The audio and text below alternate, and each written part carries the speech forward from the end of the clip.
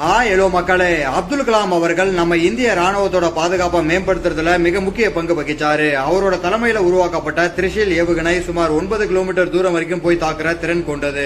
இத விமானம் மற்றும் நிலம் ஆகிய ரெண்டுத்துல இருந்தும் பயன்படுத்துற வகையில உருவாக்கப்பட்டிருக்கு. என்னதான் குறுகிய தூர ஏவுகணையா இருந்தாலும் இலக்க துல்லியமா தாக்கி அழிக்கும்.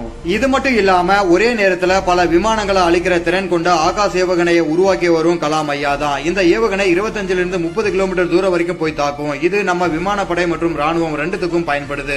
இதை பயன்படுத்தி ஹெலிகாப்டர்கள் மற்றும் ட்ரோன்களை அழிக்கலாம். இந்த ஆகாஷ் ஏவுகணையில் இருந்து முன்னேற்றம் அடைஞ்ச ஆகாஷ் MK1 அண்ட் MK2 ஆகிய இன்னும் பல ஏவுகணைகள் இப்போ நம்ம ராணுவத்துல பயன்பாட்டுல இருக்கு.